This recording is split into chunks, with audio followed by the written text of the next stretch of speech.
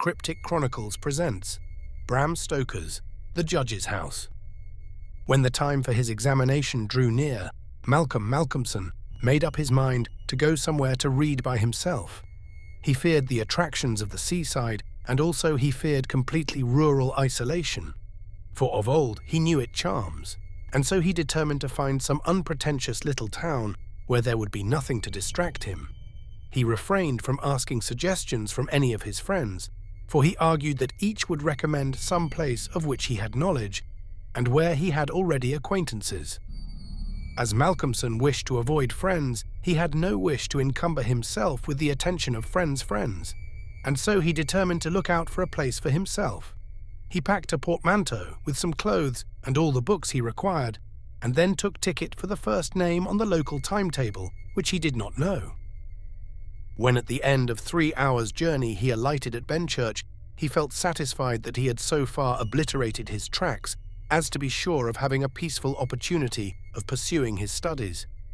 He went straight to the one inn which the sleepy little place contained, and put up for the night. Benchurch was a market town, and once in 3 weeks was crowded to excess. But for the remainder of the 21 days, it was as attractive as a desert. Malcolmson looked around the day after his arrival to try to find quarters more isolated than even so quiet an inn as the good traveller afforded. There was only one place which took his fancy, and it certainly satisfied his wildest ideas regarding quiet. In fact, quiet was not the proper word to apply to it. Desolation was the only term conveying any suitable idea of its isolation. It was an old, rambling, heavy-built house of the Jacobean style, with heavy gables and windows unusually small and set higher than was customary in such houses, and was surrounded with a high brick wall massively built. Indeed, on examination, it looked more like a fortified house than an ordinary dwelling. But all these things pleased Malcolmson. Here, he thought, is the very spot I have been looking for, and if I can get opportunity of using it, I shall be happy. His joy was increased when he realized beyond doubt that it was not at present inhabited. From the post office, he got the name of the agent, who was rarely surprised at the application to rent a part of the old house. Mr. Carnford, the local lawyer and agent, was a genial old gentleman, and frankly confessed his delight at anyone being willing to live in the house. "To tell you the truth," said he, "I should be only too happy, on behalf of the owners, to let anyone have the house rent-free for a term of years, if only to accustom the people here to see it inhabited. It has been so long empty that some kind of absurd prejudice has grown up about it, and this can be best put down by its occupation, if only," he added with a sly glance at Malcolmson, "by a scholar like yourself, who wants its quiet for a time." Malcolmson thought it needless to ask the agent about the absurd prejudice. He knew he would get more information, if he should require it, on that subject from other quarters. He paid his 3 months' rent, got a receipt, and the name of an old woman who would probably undertake to do for him, and came away with the keys in his pocket. He then went to the landlady of the inn, who was a cheerful and most kindly person, and asked her advice as to such stores and provisions as he would be likely to require. She threw up her hands in amazement when he told her where he was going to settle himself. "Not in the judge's house," she said, and grew pale as she spoke. He explained the locality of the house, saying that he did not know its name. When he had finished, she answered, "Aye, sure enough, the very place. It is the judge's house, sure enough." He asked her to tell him about the place, why so called, and what there was against it. She told him that it was so called locally because it had been many years before. How long she could not say, as she was herself from another part of the country, but she thought it must have been 100 years or more, the abode of a judge who was held in great terror on account of his harsh sentences and his hostility to prisoners at assizes. As to what there was against the house itself, she could not tell. She had often asked, but no one could inform her. But there was a general feeling that there was something, and for her own part she would not take all the money in Drinkwater's bank and stay in the house an hour by herself. Then she apologized to Malcolmson for her disturbing talk. "It is too bad of me, sir, and you, and a young gentleman too, if you will pardon me saying it, going to live there all alone. If you were my boy, and you'll excuse me for saying it, you wouldn't sleep there a night, not if I had to go there myself and pull the big alarm bell that's on the roof." The good creature was so manifestly in earnest, and was so kindly in her intentions, that Malcolmson, although amused, was touched. He told her kindly how much he appreciated her interest in him, and added, "But my dear Mrs. Witham, indeed you need not be concerned about me. A man who is reading for the mathematical tripos has too much to think of to be disturbed by any of these mysterious somethings, and his work is of too exact and prosaic a kind to allow of his having any corner in his mind for mysteries of any kind. Harmonical progression, permutations and combinations, and elliptic functions have sufficient mysteries for me." Mrs. Witham kindly undertook to see after his commissions, and he went himself to look for the old woman who had been recommended to him. When he returned to the judge's house with her, after an interval of a couple of hours, he found Mrs. Witham herself waiting with several men and boys carrying parcels, and an upholsterer's man with a bed in a car, for, she said, though tables and chairs might be all very well, a bed that hadn't been aired for mayhap 50 years was not proper for young bones to lie on. She was evidently curious to see the inside of the house, and though manifestly so afraid of the somethings that at the slightest sound she clutched onto Malcolmson, whom she never left for a moment, went over the whole place. After his examination of the house, Malcolmson decided to take up his abode in the great dining room, which was big enough to serve for all his requirements, and Mrs. Witham, with the aid of the charwoman, Mrs. Dempster, proceeded to arrange matters. When the hampers were brought in and unpacked, Malcolmson saw that with much kind forethought, she had sent from her own kitchen sufficient provisions to last for a few days. Before going, she expressed all sorts of kind wishes, and at the door turned and said, "And perhaps, sir, as the room is big and draughty, it might be well to have one of those big screens put round your bed at night. Though truth to tell, I would die myself if I were to be so shut in with all kinds of things that put their heads round the sides or over the top, and look on me." The image which she had called up was too much for her nerves, and she fled incontinently. Mrs. Dempster sniffed in a superior manner as the landlady disappeared, and remarked that for her own part she wasn't afraid of all the bogies in the kingdom. "I'll tell you what it is, sir," she said. "Bogies is all kinds and sorts of things, except bogies. Rats and mice and beetles and creaky doors and loose slates and broken panes and stiff drawer handles that stay out when you pull them and then fall down in the middle of the night. Look at the wainscot of the room. It is old, hundreds of years old. Do you think there's no rats and beetles there? And do you imagine, sir, that you won't see none of them? Rats is bogies, I tell you, and bogies is rats, and don't you get to think anything else." "Mrs. Dempster," said Malcolmson gravely, making her a polite bow, "you know more than a senior wrangler, and let me say that as a mark of esteem for your indubitable soundness of head and heart, I shall, when I go, give you possession of this house, and let you stay here by yourself for the last 2 months of my tenancy, for 4 weeks will serve my purpose." "Thank you kindly, sir," she answered, "but I couldn't sleep away from home a night. I am in Greenhouse Charity, and if I slept a night away from my rooms, I should lose all I have got to live on. The rules is very strict, and there's too many watching for a vacancy for me to run any risks in the matter. Only for that, sir, I'd gladly come here and attend on you altogether during your stay." "My good woman," said Malcolmson hastily, "I have come here on purpose to obtain solitude, and believe me that I am grateful to the late Greenhow for having so organized his admirable charity, whatever it is, that I am perforce denied the opportunity of suffering from such a form of temptation. St. Anthony himself could not be more rigid on the point." The old woman laughed harshly. "Ah, you young gentlemen," she said, "you don't fear for naught, and belike you'll get all the solitude you want here." She set to work with her cleaning, and by nightfall, when Malcolmson returned from his walk, he always had one of his books to study as he walked, he found the room swept and tidied, a fire burning in the old hearth, the lamp lit, and the table spread for supper with Mrs. Witham's excellent fare. "This is comfort indeed," he said as he rubbed his hands. When he had finished his supper and lifted the tray to the other end of the great oak dining table, he got out his books again, put fresh wood on the fire, trimmed his lamp, and set himself down to a spell of real hard work. He went on without pause till about 11 o'clock, when he knocked off for a bit to fix his fire and lamp, and to make himself a cup of tea.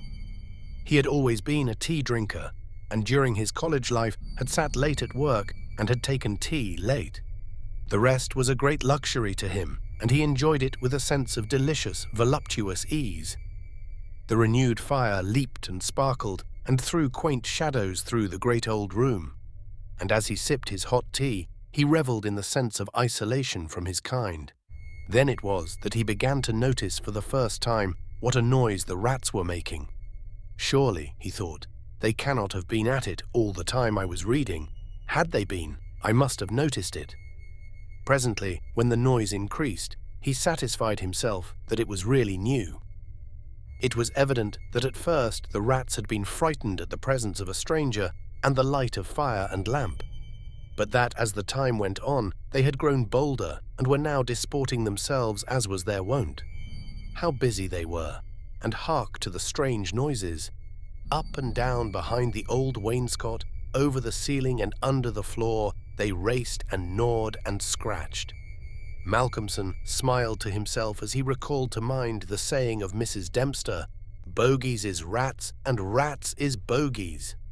The tea began to have its effect of intellectual and nervous stimulus. He saw with joy another long spell of work to be done before the night was past, and in the sense of security which it gave him, he allowed himself the luxury of a good look round the room.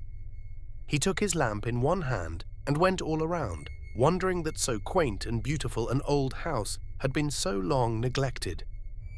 The carving of the oak on the panels of the wainscot was fine, and on and round the doors and windows it was beautiful and of rare merit.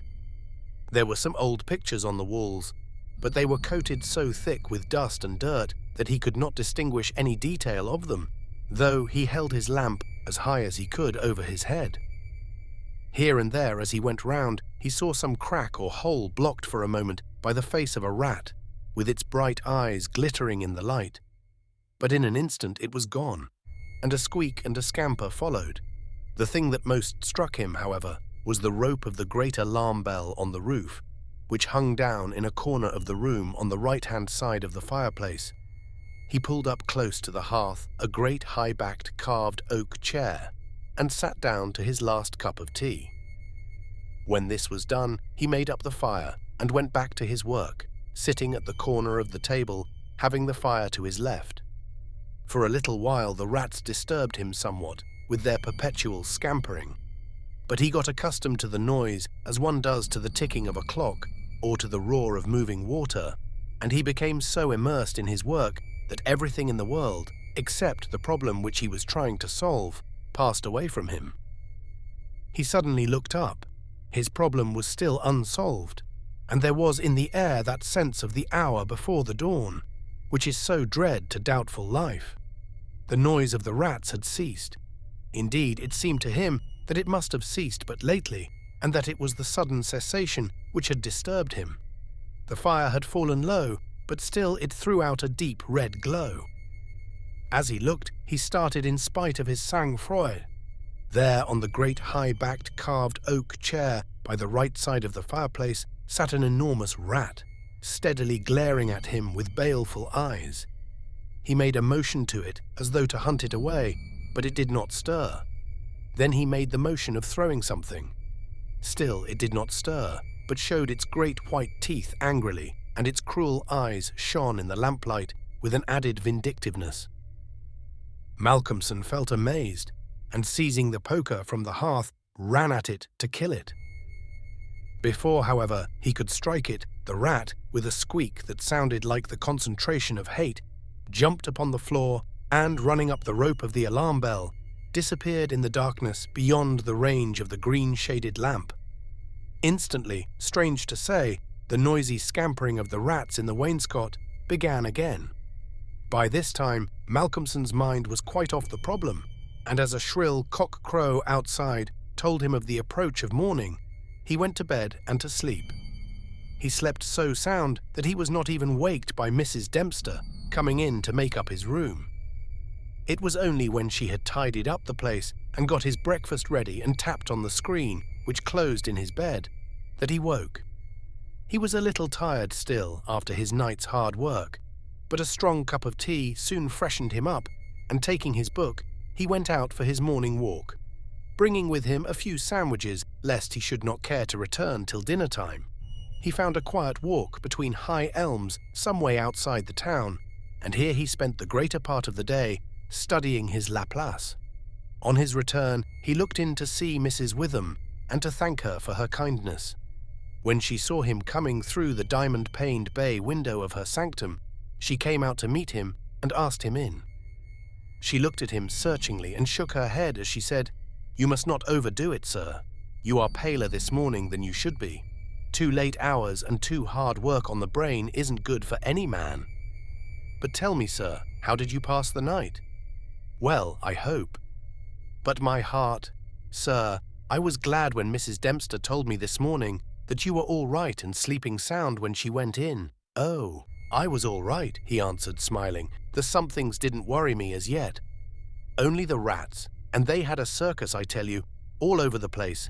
There was one wicked-looking old devil that sat up on my own chair by the fire and wouldn't go till I took the poker to him, and then he ran up the rope of the alarm bell and got to somewhere up the wall or the ceiling. I couldn't see where, it was so dark." "Mercy on us," said Mrs. Witham, "an old devil, and sitting on a chair by the fireside. Take care, sir, take care. There's many a true word spoken in jest." "How do you mean? 'Pon my word, I don't understand." "An old devil. The old devil, perhaps." There, sir, you needn't laugh, for Malcolmson had broken into a hearty peal. "You young folks thinks it easy to laugh at things that makes older ones shudder. Never mind, sir, never mind. Please God, you'll laugh all the time. It's what I wish you myself." And the good lady beamed all over in sympathy with his enjoyment, her fears gone for a moment. "Oh, forgive me," said Malcolmson presently. "Don't think me rude, but the idea was too much for me, that the old devil himself was on the chair last night," and at the thought he laughed again. Then he went home to dinner. This evening the scampering of the rats began earlier. Indeed, it had been going on before his arrival, and only ceased whilst his presence by its freshness disturbed them. After dinner, he sat by the fire for a while and had a smoke, and then, having cleared his table, began to work as before. Tonight the rats disturbed him more than they had done on the previous night. How they scampered up and down and under and over! How they squeaked and scratched and gnawed! How they, getting bolder by degrees, came to the mouths of their holes and to the chinks and cracks and crannies in the wainscoting, till their eyes shone like tiny lamps as the firelight rose and fell. But to him, now doubtless accustomed to them, their eyes were not wicked, only their playfulness touched him. Sometimes the boldest of them made sallies out on the floor or along the mouldings of the wainscot. Now and again, as they disturbed him, Malcolmson made a sound to frighten them, smiting the table with his hand or giving a fierce shh, shh, so that they fled straightway to their holes. And so the early part of the night wore on, and despite the noise, Malcolmson got more and more immersed in his work. All at once he stopped, as on the previous night, being overcome by a sudden sense of silence. There was not the faintest sound of gnaw, or scratch, or squeak. The silence was as of the grave. He remembered the odd occurrence of the previous night, and instinctively he looked at the chair standing close by the fireside, and then a very odd sensation thrilled through him. There, on the great old high-backed carved oak chair beside the fireplace, sat the same enormous rat, steadily glaring at him with baleful eyes. Instinctively he took the nearest thing to his hand, a book of logarithms, and flung it at it. The book was badly aimed, and the rat did not stir. So again the poker performance of the previous night was repeated. and again the rat, being closely pursued, fled up the rope of the alarm bell. Strangely too, the departure of this rat was instantly followed by the renewal of the noise made by the general rat community. On this occasion, as on the previous one, Malcolmson could not see at what part of the room the rat disappeared, for the green shade of his lamp left the upper part of the room in darkness, and the fire had burned low. On looking at his watch, he found it was close on midnight, and, not sorry for the divertisement, he made up his fire and made himself his nightly pot of tea. He had got through a good spell of work, and thought himself entitled to a cigarette, and so he sat on the great oak chair before the fire and enjoyed it. Whilst smoking, he began to think that he would like to know where the rat disappeared to, for he had certain ideas for the morrow not entirely disconnected with a rat trap. Accordingly, he lit another lamp and placed it so that it would shine well into the right-hand corner of the wall by the fireplace. Then he got all the books he had with him and placed them handy to throw at the vermin. Finally, he lifted the rope of the alarm bell and placed the end of it on the table, fixing the extreme end under the lamp. As he handled it, he could not help noticing how pliable it was, especially for so strong a rope, and one not in use. You could hang a man with it, he thought to himself. When his preparations were made, he looked around and said complacently, "There now, my friend, I think we shall learn something of you this time." He began his work again, and though as before somewhat disturbed at first by the noise of the rats, soon lost himself in his propositions and problems. Again he was called to his immediate surroundings suddenly. This time it might not have been the sudden silence only which took his attention. There was a slight movement of the rope, and the lamp moved. Without stirring, he looked to see if his pile of books was within range, and then cast his eye along the rope. As he looked, he saw the great rat drop from the rope on the oak armchair and sit there glaring at him. He raised a book in his right hand, and taking careful aim, flung it at the rat. The latter, with a quick movement, sprang aside and dodged the missile. He then took another book, and a third, and flung them one after another at the rat, but each time unsuccessfully. At last, as he stood with a book poised in his hand to throw, the rat squeaked and seemed afraid. This made Malcolmson more than ever eager to strike, and the book flew and struck the rat a resounding blow. It gave a terrified squeak, and turning on his pursuer a look of terrible malevolence, ran up the chair back and made a great jump to the rope of the alarm bell and ran up it like lightning. The lamp rocked under the sudden strain, but it was a heavy one and did not topple over. Malcolmson kept his eyes on the rat, and saw it by the light of the second lamp leap to a moulding of the wainscot and disappear through a hole in one of the great pictures which hung on the wall, obscured and invisible through its coating of dirt and dust. "I shall look up my friend's habitation in the morning," said the student, as he went over to collect his books. "The third picture from the fireplace I shall not forget." He picked up the books one by one, commenting on them as he lifted them. Conic sections he does not mind, nor cycloidal oscillations, nor the Principia, nor quaternions, nor thermodynamics. Now for the book that fetched him. Malcolmson took it up and looked at it. As he did so, he started, and a sudden pallor overspread his face. He looked round uneasily and shivered slightly as he murmured to himself, "The Bible my mother gave me. What an odd coincidence." He sat down to work again, and the rats in the wainscot renewed their gambols. They did not disturb him, however. Somehow their presence gave him a sense of companionship.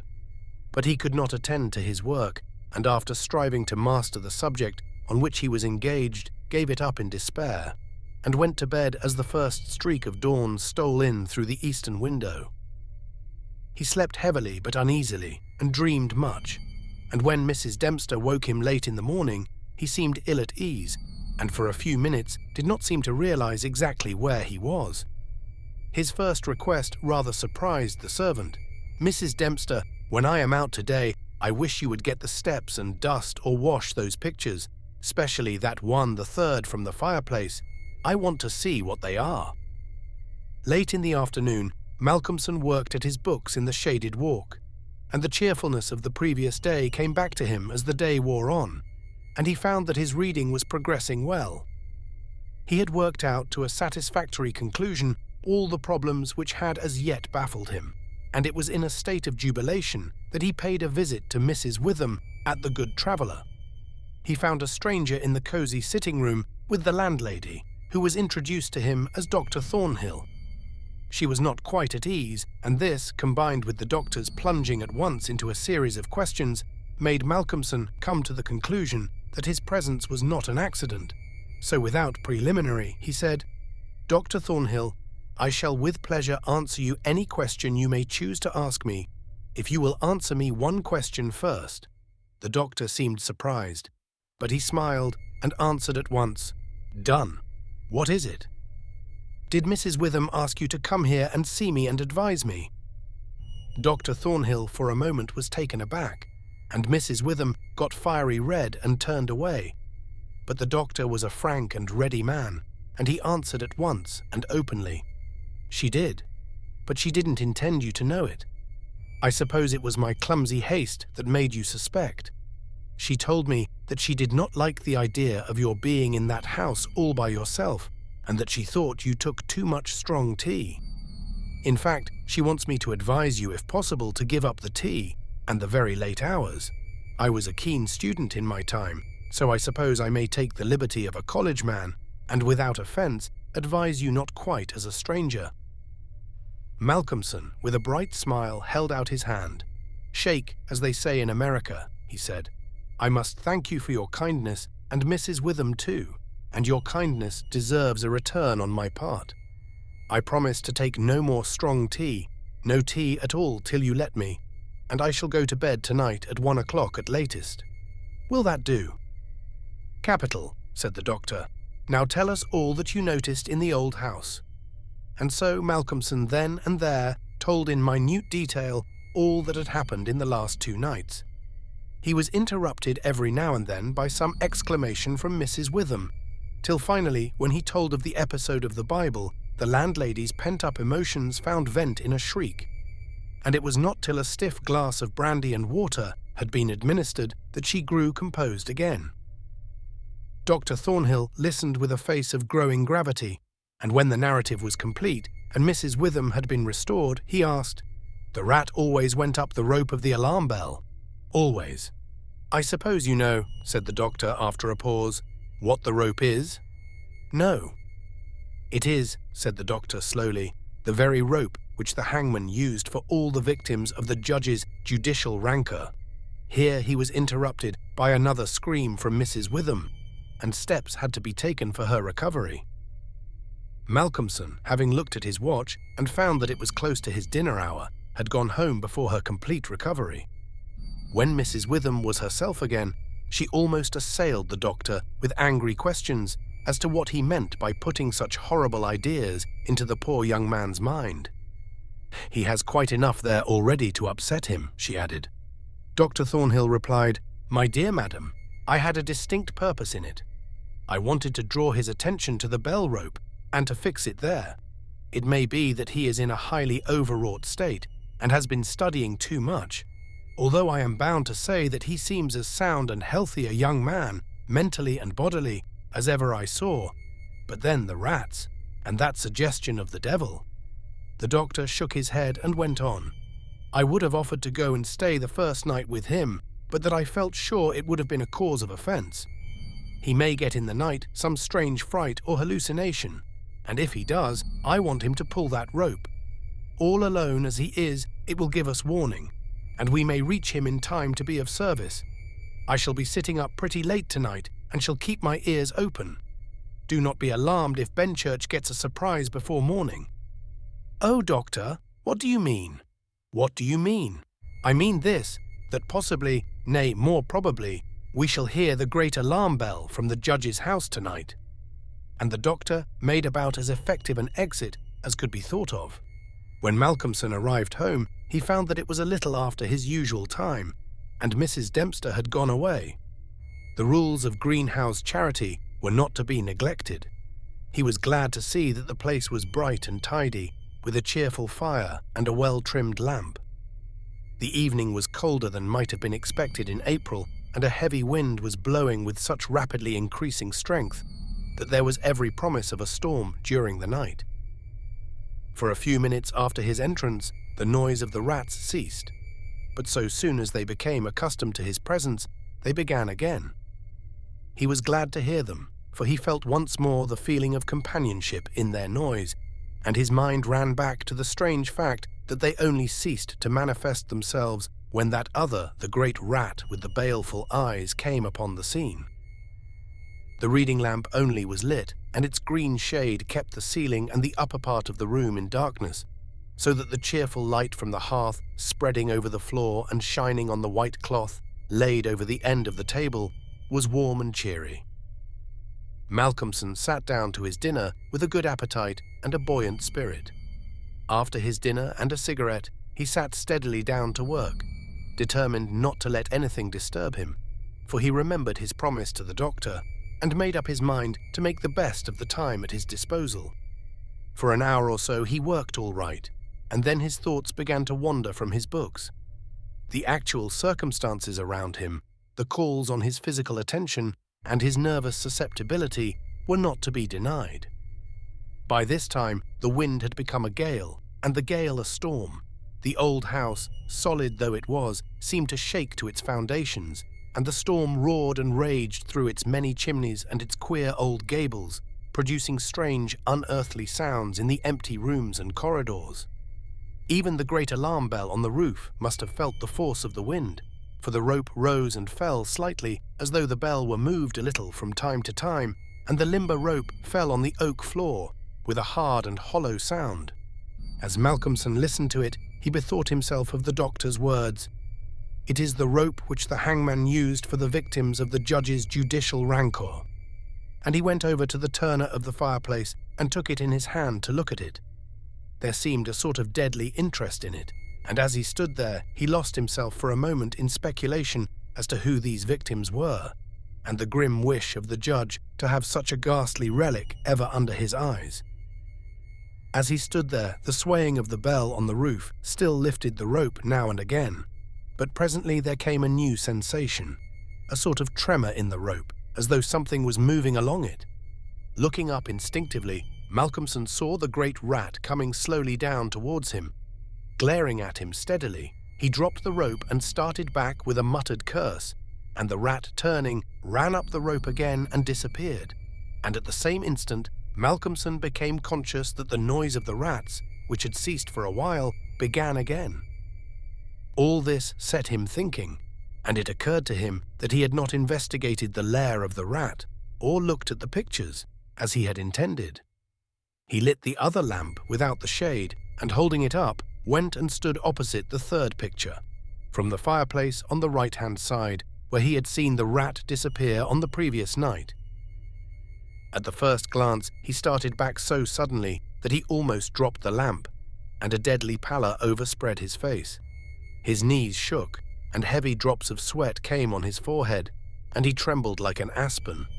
But he was young and plucky, and pulled himself together, and after the pause of a few seconds stepped forward again, raised the lamp, and examined the picture which had been dusted and washed, and now stood out clearly.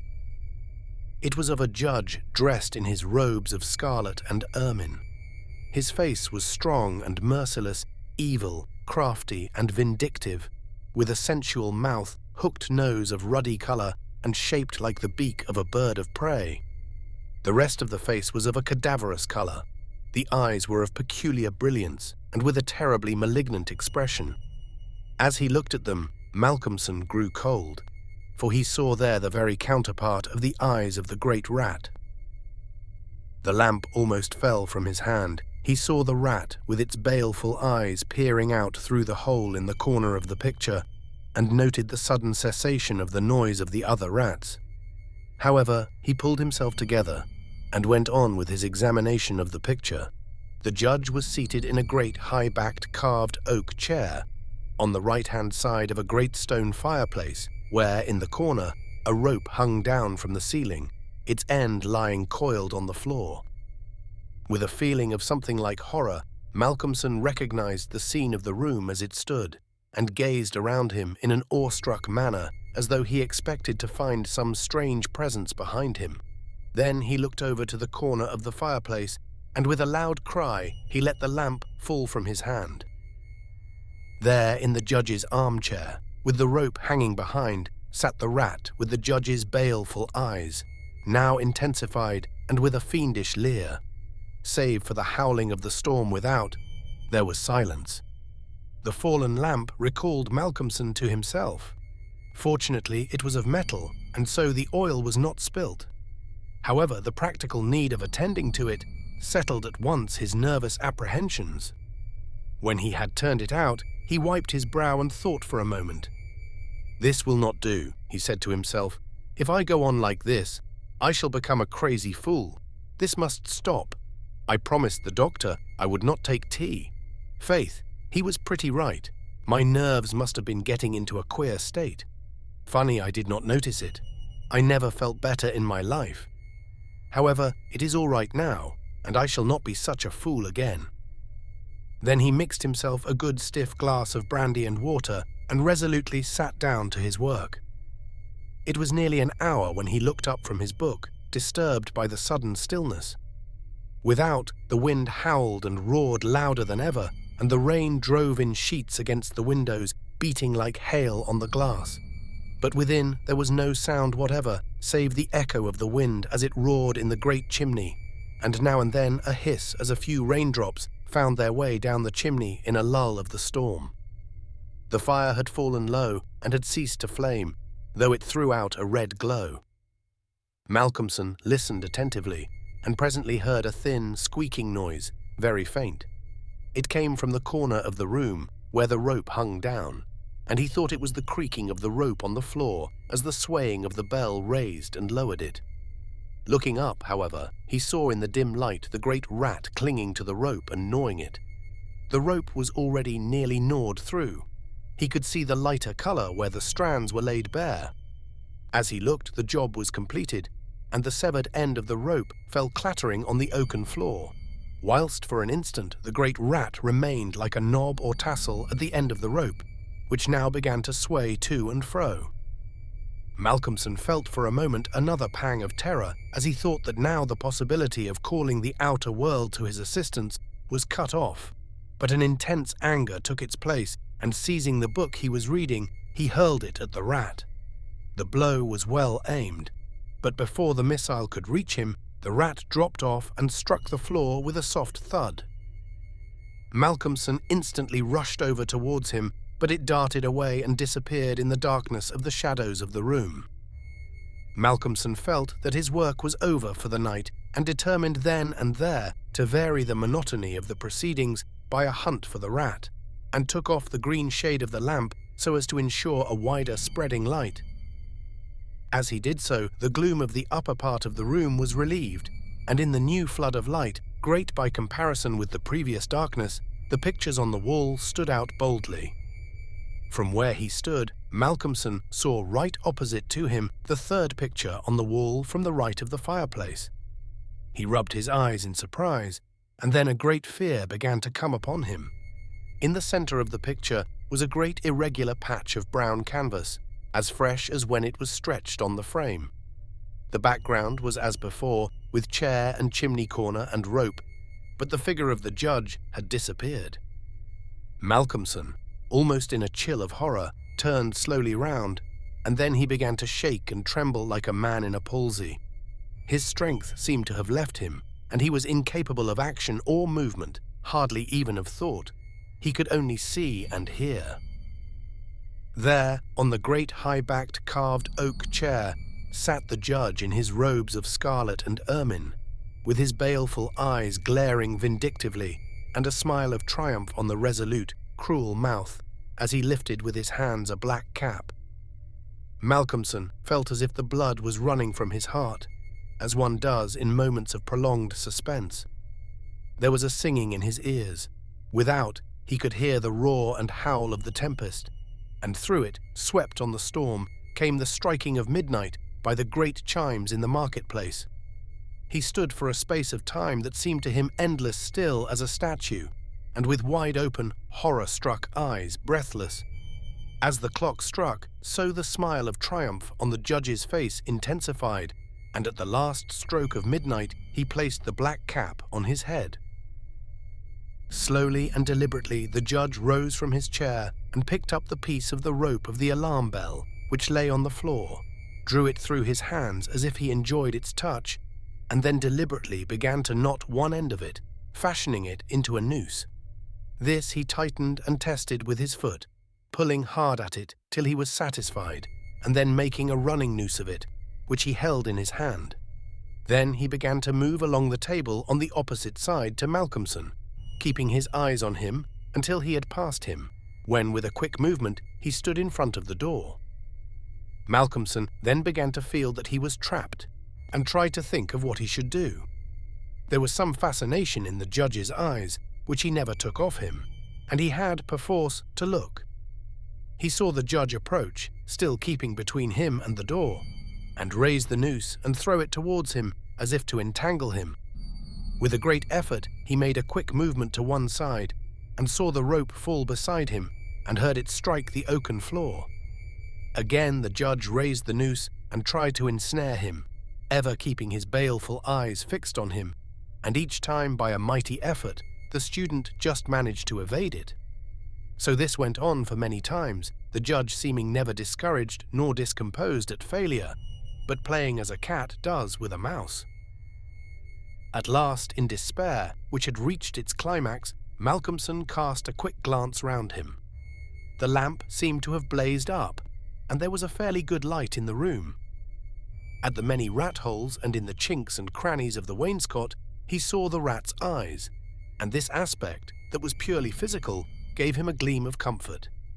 He looked around and saw that the rope of the great alarm bell was laden with rats. Every inch of it was covered with them, and more were pouring through the small circular hole in the ceiling whence it emerged, so that with their weight the bell was beginning to sway. Hark! It had swayed till the clapper had touched the bell. The sound was but a tiny one, but the bell was only beginning to sway, and it would increase.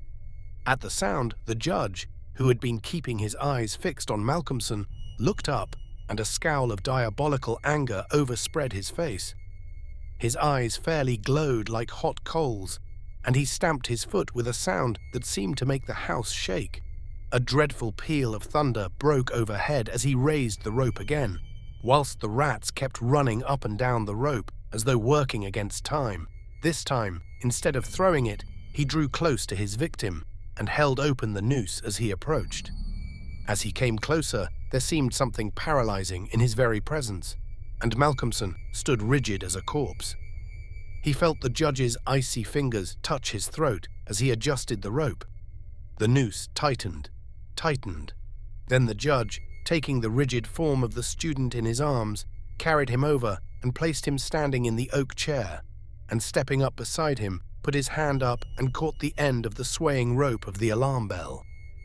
As he raised his hand, the rats fled squeaking and disappeared through the hole in the ceiling. Taking the end of the noose, which was round Malcolmson's neck, he tied it to the hanging bell rope, and then descending, pulled away the chair. When the alarm bell of the judge's house began to sound, a crowd soon assembled. Lights and torches of various kinds appeared, and soon a silent crowd was hurrying to the spot. They knocked loudly at the door, but there was no reply. Then they burst in the door and poured into the great dining room, the doctor at the head. There, at the end of the rope of the great alarm bell, hung the body of the student, and on the face of the judge in the picture was a malignant smile. I hope you enjoyed listening to this classic horror tale. If you have, please subscribe for more.